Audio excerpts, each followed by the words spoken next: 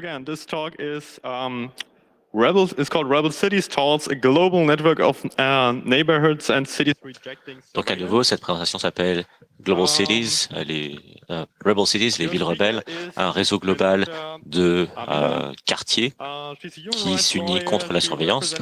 Ça vous est présenté par Renata Avila. Elle est avocate. Elle a représenté Julian Assange et WikiLeaks. Elle siège au comité de direction de Creative Commons. Et elle est au Congrès ici aussi pour trouver des gens qui ont envie de s'impliquer dans la campagne de dons de la fondation.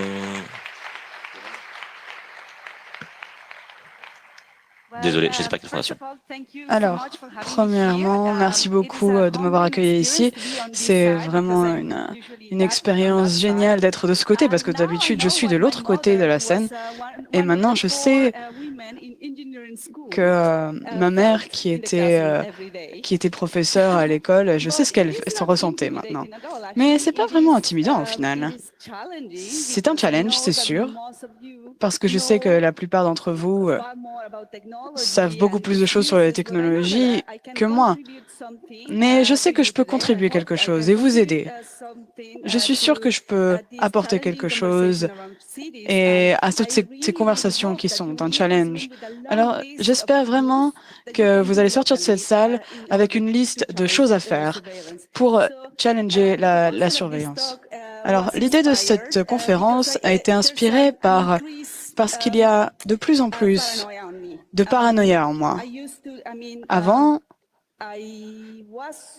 j'étais étonnée en fait quand j'ai passé beaucoup de temps en Europe au lieu de l'Amérique latine. Avant, la surveillance en Amérique latine, ça m'incluait aussi. Et un jour typique pour moi, on avait tellement de choses à contrôler et de choses. On avait l'habitude au final. Par exemple, quand on rentrait dans un bâtiment, on devait montrer sa pièce d'identité 2 fois pour être sûr que les gens de la sécurité voyaient. On devait avoir une pièce d'identité biométrique et là, la plupart des gens, ils les volaient parce que il n'y avait pas de protection au final. Alors, j'avais un autre niveau en fait d'inquiétude qui m'embêtait, c'était le fait qu'il y avait de plus en plus de protection de ces traités. Si vous avez vu la conférence juste avant avec Monsieur Harvey, ça devient de plus en plus compliqué et sophistiqué, ces systèmes de surveillance. Et en même temps, c'est de plus en plus un challenge de savoir comment ces systèmes sont créés. L'Europe, cette année, a passé un nouveau traité sur la surveillance qui va être exporté partout. Et tous les citoyens ont leurs exercices limités à cause de ce traité. Mais aussi les nœuds de corruption. Encore une fois, en Amérique latine, on a carrément l'habitude de toutes ces choses sophistiquées, connectées, et ces networks, ces réseaux de corruption et ces élections corrompues. On a l'habitude de ça. Mais je pense que cette année, avec l'élection de Donald Trump et beaucoup de choses qui se sont passées, ça nous a montré que ça a atteint un point que les pays démocratiques peuvent aussi avoir ces problèmes-là. C'est pas juste nous, en Amérique latine, qui avaient ce problème-là. Alors je me suis dit, l'activisme est parfait, très bien, mais même si j'ai travaillé sur de l'activisme ces dernières 3 années, au final rien ne s'est passé. Alors, je suis quelqu'un de très positif et optimiste. Alors, au lieu de regarder les choses qui ne marchaient pas, des exemples de communautés où il y a de l'activisme, j'ai regardé là où ça marchait, en fait, les communautés où ça marchait et là où les ressources marchaient contre de très grands opponents. Alors, j'ai vu ça comme une inspiration. Et chez moi, en Amérique latine, c'était une inspiration. J'ai vu qu'il y avait cette situation depuis très longtemps aux États-Unis aussi. Et tous ces gens qui étaient dans ce modèle international légal, les indigènes avaient le droit, en fait, d'avoir ça et ça les impactait. Ça a impacté leur territoire, ça a impacté là où ils vivaient. Ils ont leur communauté qui rejetait tous ces projets et tous ces projets qui les affectaient et affectaient l'endroit où ils vivaient. C'était la première inspiration au final pour moi pour cette conférence. Parce que la plupart de ces communautés indigènes dont je vous parle vivent en dessous du niveau de pauvreté dont on a l'habitude. Et ils font cet exercice de rejeter, ils rejettent cette économie qui marche bien et ils rejettent l'exercice de la démocratie. Et au final, ils arrivent à faire descendre des multinationales en étant très actifs. C'est pas nouveau, je ne vous apprends pas quelque chose, ça se passe de plus en plus. Évidemment, la presse n'en parle pas. Ma deuxième inspiration, c'était aussi ce qui s'est passé et ce qui se passe toujours, et c'est vraiment excitant, c'est qu'il y a des mesures très radicales qui placent l'intérêt public au-dessus de l'argent qu'on peut gagner pour les élections. Et c'est incroyable à quel point on nous a joué des tours. On a pensé que le gouvernement n'était pas bien, qu'on ne devait pas faire de la politique, qu'on ne pouvait rien changer au final. Mais en fait, on peut changer beaucoup. Si on a du pouvoir, on peut changer beaucoup. En Espagne, il y a un exemple très intéressant. Les maires radicaux on a été élus dans des grandes villes comme Barcelone et Madrid. Par exemple, à Madrid, le maire, il y a eu une règle que les réfugiés étaient acceptés. Les gouvernements ont dit non, on ne veut pas des réfugiés en Espagne, non, ils sont racistes. Bon, non, ils étaient racistes et ils voulaient pas. Et au final, ils ont quand même ouvert les portes de la ville de Madrid pour ceux qui arrivaient. Et ils ont donné beaucoup de fonds publics et c'était une grosse étape au final. Ne vous inquiétez pas, je vais parler de notre problème principal. La prochaine chose qui était très intéressante, c'est que notre ville, donc la ville de Madrid a fait beaucoup. Mais alors, un réseau de villes peut faire encore plus de choses et peut envoyer un message à toutes ces personnes qui nous manipulent au gouvernement. Le troisième exemple, c'est ça qui m'a inspiré, c'était le pouvoir de ces villes et de ces quartiers pour changer les choses. 60 municipalités en Europe se sont déclarées comme étant des villes qui voulaient challenger le TTIP. Alors, je pense que toutes ces municipalités, si tu combines tous les services qu'ils ont faits, toutes les règles qu'ils ont fait, toutes les constitutionnalités qu'ils ont derrière, c'est une grosse force politique. Tous ensemble, ça aide les populations de ces villes, et toutes ces grosses villes les plus peuplées de toute l'Europe. Tous ensemble, elles peuvent vraiment changer une élection. À un certain moment, elles se mettent ensemble, changer l'élection. Et enfin, ma dernière inspiration, c'est Alice Fuentes qui vient de Bolivie et elle a mon âge. Et j'ai lu Mérida, Fuentes, et j'ai lu sa liste de petites choses. J'ai lu sa liste de choses qu'elle a fait et par rapport à ce que moi j'ai fait, c'était rien du tout. Elle est chef d'une communauté et elle est une activiste à la radio en Bolivie. Elle a fait énormément de choses et imaginez toutes les barrières qu'elle a pu faire. Et maintenant, elle est activiste dans les communautés de logiciels libres. Et ce genre d'activisme est vraiment positif. Mais au final, on n'en parle pas trop dans la presse.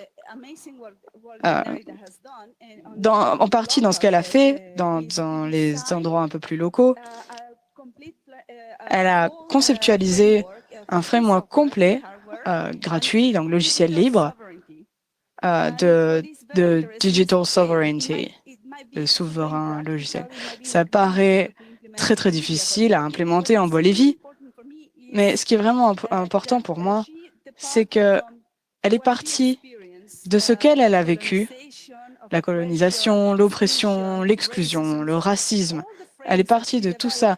Et tout ce cadre qu'elle a développé est en rapport avec les réalités locales et ça affecte les réalités locales et les règles locales. Si en Bolivie, quelqu'un qui a adopté ces technologies-là beaucoup plus tard dans sa vie a quand même réussi à penser à ça, pourquoi est-ce que nous, on ne peut pas penser à ce genre de problème? Ma dernière inspiration, encore une inspiration, c'était la maire de Barcelone. Elle a été élue l'année dernière et la première chose qu'elle a fait, c'était inviter beaucoup d'activistes du droit digital dans son bureau directement, au lieu d'avoir des diplômes et des choses comme ça dans la salle. Ce qu'elle avait, c'était juste une photo de la première femme anarchiste, activiste, pardon, dans des droits digitaux. Et c'était vraiment bien parce qu'elle savait vraiment pas, elle savait vraiment rien sur la technologie, sur la surveillance, mais elle a quand même ouvert ses portes parce que elle vient de mouvements sociaux.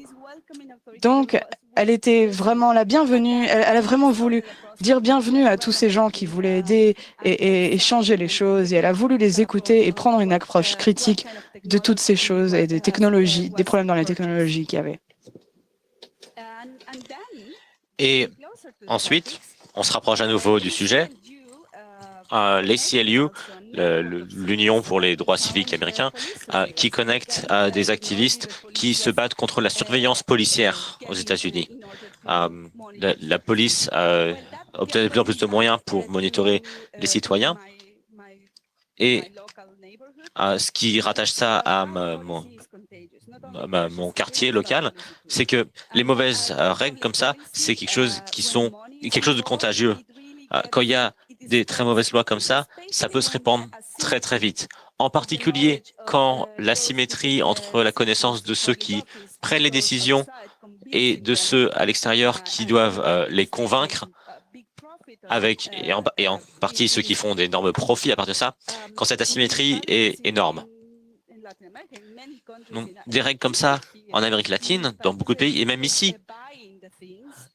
il y a des choses où les gens qui achètent les choses n'ont pas forcément la connaissance profonde de ce qu'ils achètent. Et du coup, on a des fournisseurs de technologies de surveillance ou même des vendeurs de fausses technologies comme ça qui, soi-disant, vont améliorer les mauvais quartiers. Ces fournisseurs ont de très très bonnes vidéos, de très bonnes brochures qui vont vous convaincre que ces choses marchent, que ça obtient des résultats, que ça va être bon pour la ville d'avoir ces technologies. Et adopter cette technologie, des solutions technologiques comme ça, en général, ça a l'air d'être une bonne idée, surtout quand vous essayez de vendre votre projet politique. En général, dans à peu près tous les gouvernements de nos jours, vous entendez des mentions de la technologie, la technologie, la technologie. La technologie, c'est bien pour nos vies. Les villes intelligentes, c'est une bonne chose. Je ne veux même pas commencer à parler du débat des villes intelligentes. Je veux juste rester sur cette question de déséquilibre dans la balance du pouvoir entre ceux qui prennent les décisions et ceux qui sont affectés. Donc, ce qu'il faut voir, c'est que quand une ville en Espagne, par exemple, ou un quartier décide d'accepter la technologie de surveillance comme ça, on sacrifie plus que juste la vie privée. Et je pense qu'en tant qu'activiste, on a échoué dans notre but de quantifier ce qu'on perd comme droit. Et on ne s'est pas posé la question de ce qu'on devrait faire à la place avec cet argent, plutôt que d'investir dans toutes ces technologies de surveillance, d'installer tous ces senseurs autour de nos villes. On pourrait avoir des meilleurs parcs, des meilleures bibliothèques, des meilleures infrastructures, et les bénéfices de ces endroits, ça pourrait être bien plus grand que ce qu'on a fait. On sacrifie aussi nos droits à propos de ça. Nos droits à la manifestation, par exemple. Donc, basiquement, ce populisme de la surveillance, c'est beaucoup de mensonges et de promesses vides. Je prends ma ville en tant qu'exemple. Au début, on avait des portes ouvertes. Puis,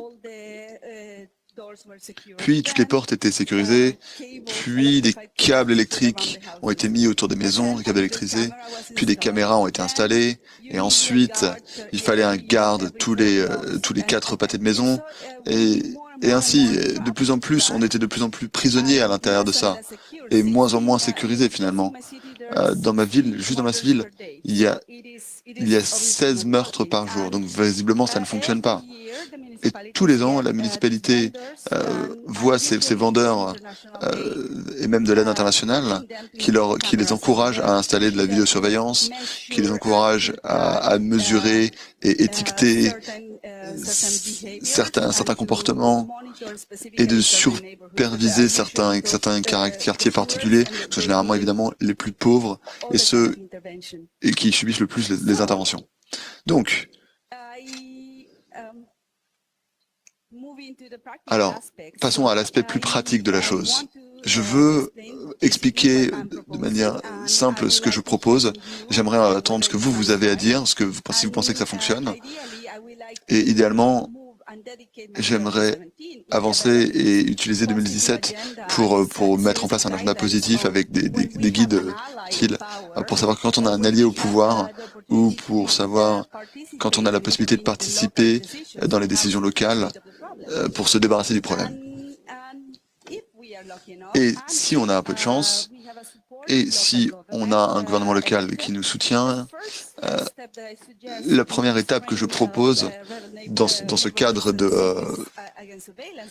de quartier contre la surveillance, c'est de faire un inventaire de toute la surveillance qui a déjà été installée durant les 5 dernières années, mettons, et de voir et de regarder les contrats, quel est le coût, quelle est l'efficacité de la surveillance installée. Et si ça ne marche pas, ou s'il n'y a même pas de données disponibles là-dessus, s'en débarrasser. Si quelqu'un, dans une position de pouvoir, est capable, peut décider de se débarrasser, alors il est important d'en faire une des premières choses, une des priorités dans le programme du gouvernement local, de montrer à la ville à quel point c'est une dépense gâchée en termes d'argent et de temps. C'est un vrai gâchis d'argent et de temps. Une autre chose qu'on peut faire, c'est démonter les systèmes de surveillance dans nos bâtiments et dans nos quartiers.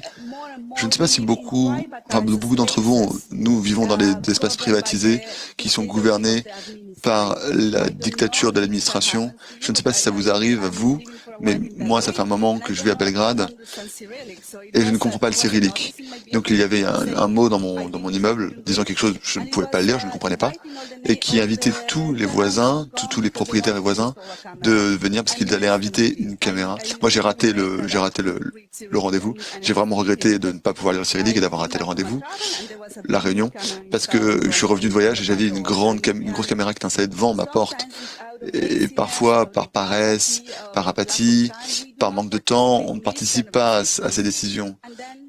Et ensuite, la surveillance s'est déployée, et dans les lieux privés. Et on ne remet même plus en question qui l'a mis, combien ça coûte, qui a pris la décision, qu'est-ce qu'on abandonne pour que ça ait lieu. Et encore plus quand c'est gratuit. Une autre chose que je propose dans ce cadre,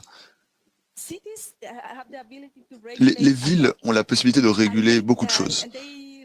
Et ils régulent si on a le droit de marcher, de promener son chien ici ou pas, si on peut planter des cactus ou quoi que ce soit par là. L'espace public dans les villes est lourdement régulé. Alors, basiquement, les villes ne régulent pas cette activité intrusive mais invisible dans l'espace public. Alors, ce que moi je propose dans ce cadre, c'est de réguler la collection de données, d'avoir une régulation sur tous les services Wi-Fi et tous les services gratuits qui sont fournis à l'intérieur d'une zone de compétence d'une ville, en fait. Je sais que beaucoup de gens m'ont posé la question en me disant mais c'est très dur de l'appliquer, etc. Ce qu'il faut trouver, ce sont les bonnes incitations pour faire ça. Si par exemple la musique qui est jouée dans un lieu, qu'elle soit forte ou peu forte, ça c'est régulé par exemple. C'est dur à réguler, évidemment. On doit faire en sorte que ce soit très difficile, que les fermiers des données, les gens qui collectent les données, des gens, il faut que ce soit très difficile pour ces personnes-là de faire leur activité dans des lieux publics, en particulier dans des lieux où les enfants vivent, des lieux où on a envie d'avoir un moment privé à distance des caméras. Et ces caméras deviennent de plus en plus petites et invisibles et montées dans l'environnement, intégrées dans l'environnement. Et nous avons besoin, il faut que ça soit régulé.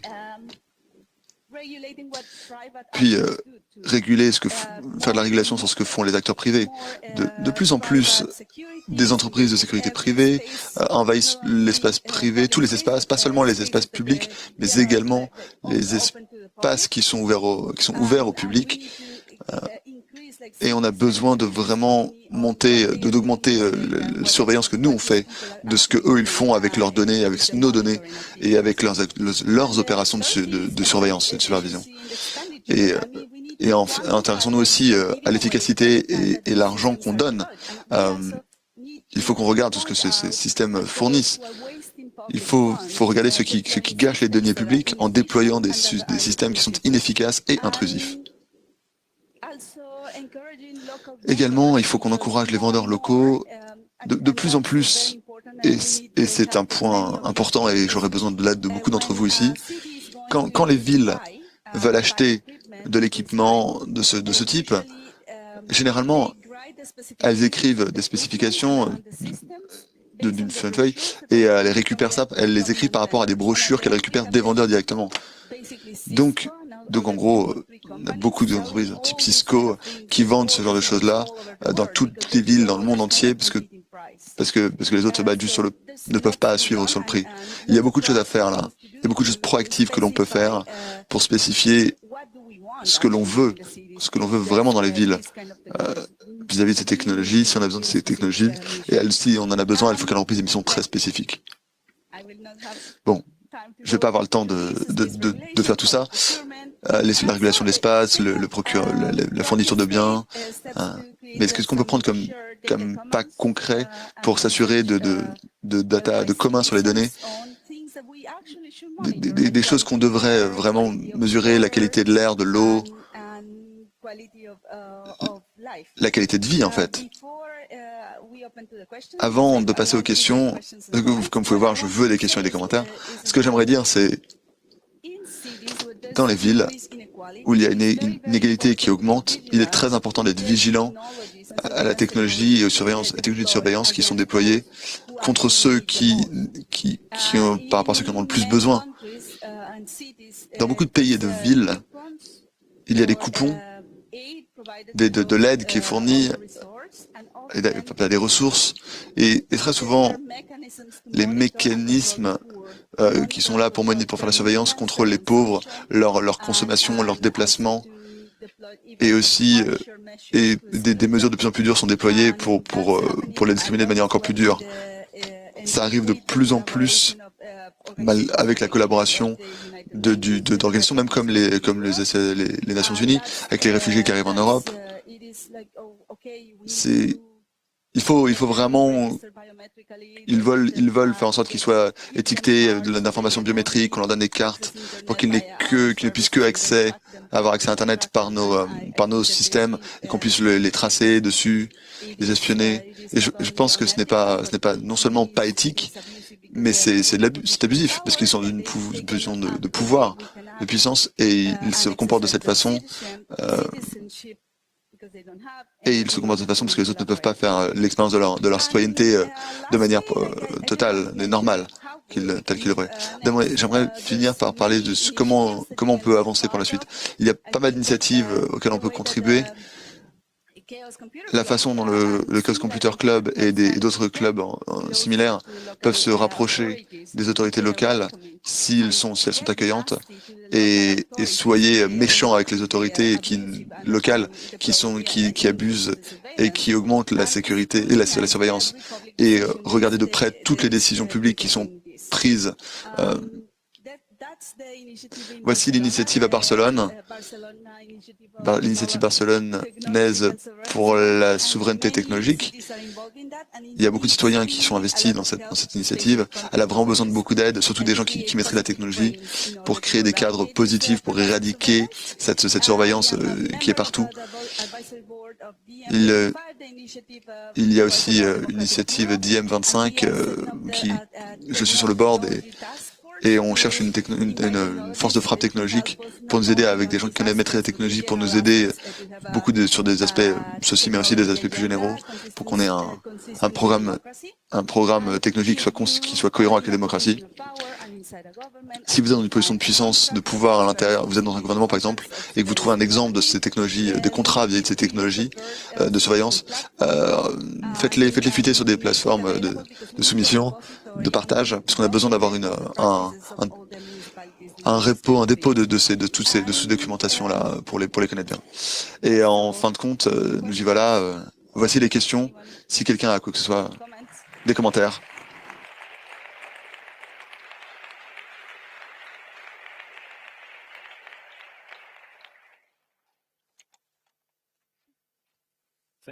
Merci beaucoup. If you have questions, Si please vous avez line up des behind the questions- microphones. Si vous avez des questions, mettez-vous derrière les micros. Yeah, just ask your question. Merci beaucoup, Renata, pour la Do we have conférence. questions from the internet? Alors, est-ce qu'on a des questions sur Internet? Not so, okay. On dirait pas. Microphone number one. Alors, micro numéro 1. Oui, merci beaucoup pour cette conférence. Alors, très souvent, on entend on entend des gens dire pourquoi je devrais m'intéresser à ça, j'ai rien à cacher. Et au final, c'est pas très productif pour réagir à la surveillance massive. Alors, qu'est-ce que ce serait votre recommandation pour répondre à ces gens qui répondent comme ça et ces gens qui sont pas techniques, qui comprennent pas ces choses-là? Quelle serait votre suggestion pour leur montrer à quel point c'est important? Vous savez, pour moi, c'est une excellente question, parce que habituellement, la surveillance est liée à l'activité criminelle. Elle est liée à... Oui, en fait, c'est juste pour ceux qui font des mauvaises choses. Et en fait, quelque chose qu'on voit dans les activités de collection de données qui se passent dans les lieux publics, c'est que ça n'a rien à voir avec la prévention du crime, et ça a tout à voir avec le marketing, avec la modification des comportements, avec l'exclusion de certains services pour avoir à la place d'autres services plus chers, et trop souvent également, c'est des mécanismes de contrôle social. Donc, je pense qu'il faut qu'on s'éloigne de ces questions d'activistes et dissidents qui, par rapport à la prévention du crime, la supervision du crime, il faut qu'on rende ça personnel. Il faut qu'on montre que ça fait partie d'un système sophistiqué de manipulation du comportement humain, qui n'améliore pas nos vies, mais qui en fait les rend plus chères et qui augmente l'exclusion et la discrimination. Merci. Signal Angel, question from the internet. Une autre question sur Internet? Alors, la question est, donner du pouvoir aux locaux voudrait montrer que c'est important qu'il y a cette surveillance sur eux. Alors, quel serait votre conseil pour les gens qui sont convaincus que la surveillance est une bonne chose? Je pense... Alors là où j'aimerais vraiment justement où les autres nous aident à ce niveau, c'est rendre efficace, d'avoir plus de gens, plus de cas écrits sur la surveillance, à quel point ça dépense de l'argent pour rien, et en rendre visibiliser, en fait, mettre la visibilité et visualiser ce qu'on abandonne quand on dépense des millions sur des systèmes de surveillance qui ne fonctionnent pas ou qui a été dévoyé pour des buts politiques, et ce qu'on rate dans les villes, ce qui manque dans les villes, par exemple des endroits pour s'occuper des enfants, des parcs, des bibliothèques, et le contraste avec tout cet argent qui est gâché, qui pourrait dans le but pour du bien social. Je pense que c'est une bonne façon de mettre ça en avant.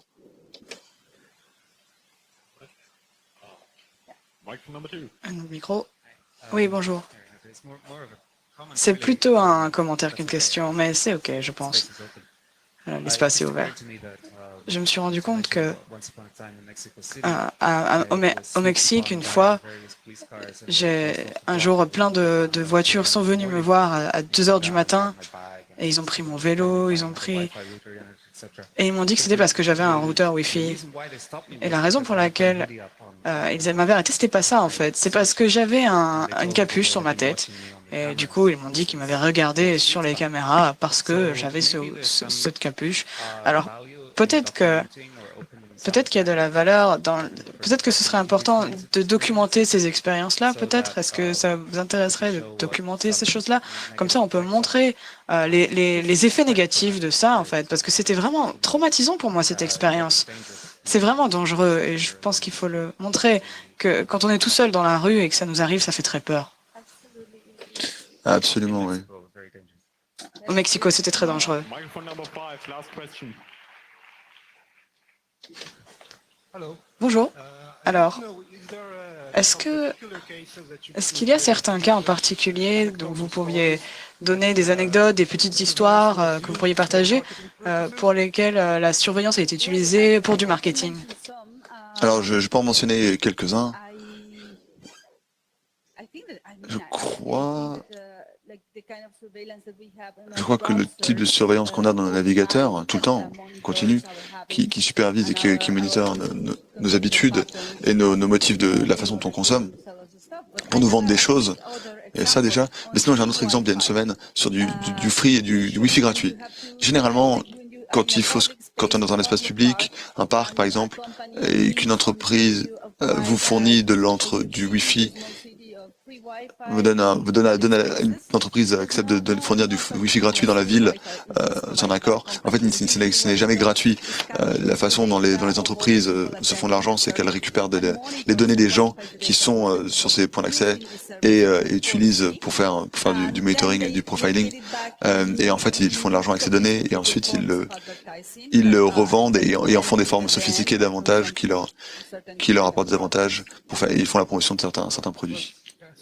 Mais dans certains cas, je parle plutôt de cas de surveillance en fait, des surveillances faites par la ville. Je parle plutôt de ce cas-là. La surveillance vendue par la ville, c'est souvent fait en combinaison de partenariats public-privé.